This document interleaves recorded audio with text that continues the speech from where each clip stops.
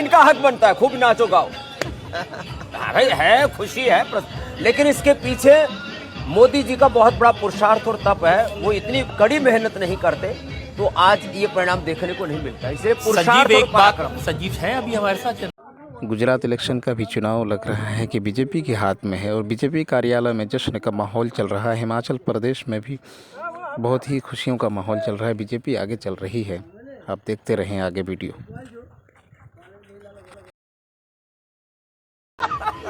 देवेंद्र इस पर मेरे ख्याल से जवाब दे सकते हैं। निश्चित तौर पर आम आदमी पार्टी के सामने सौरभ सबसे बड़ी चुनौती ये होगी कि जो कुछ भी विधायक उनके जीत के आएंगे वो कितने दिनों तक उनके साथ रहेंगे, क्योंकि वहां भी आप देखें तो आम आदमी पार्टी ने एक माहौल बनाने की कोशिश की थी। कोई अपना सांगठनिक ढांचा उनका लाजमी तौर पे नहीं है।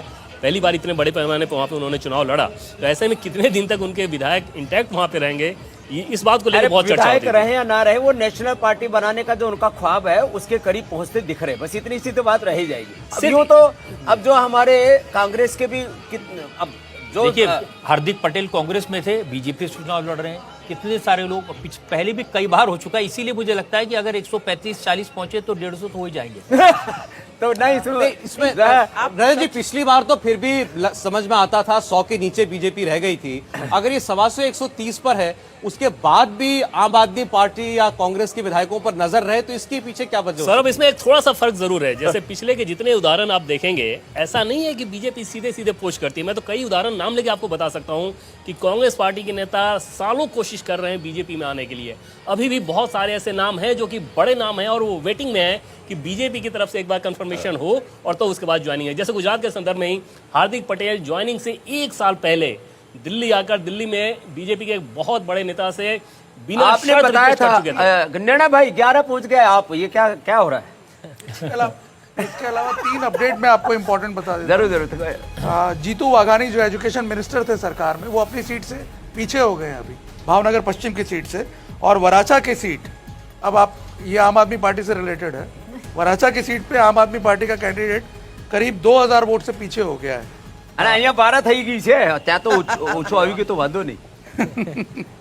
એ ઉલટફેર છે આમાં। रजत जी जो क्वेश्चन कर रहे थे कि क्या 150 प्लस होगी, तो अगस्त 23 में हो जाएगी, क्योंकि अगस्त 23 में 3 सीट राज्यसभा की है जो एक्सपायर हो रही है और 3 सीट के लिए चुनाव होगा। और कांग्रेस के एमएलए राज्यसभा के टाइम पे कांग्रेस से रिजाइन करके बीजेपी में जाते हैं, तो शायद तब हो जाएगा 150 प्लस। नहीं, आप पूछ रहे थे सौरभ ऐसा क्यों होता है?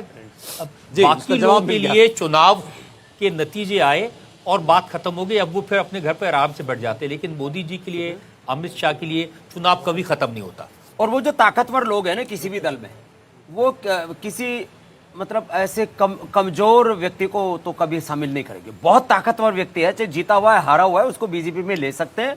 और यदि अब आपको जो कि 5 साल बाद उनके लिए चुनौती बन सकती है, उसको वो हटाना चाहते हैं, तो उनको बहुत मजबूत वहां पर जो है सीएम कैंडिडेट का एक बड़ा आभा मंडल से युक्त कुछ ना कुछ घटना पड़ेगा। अभी तैयारी है 2024 की।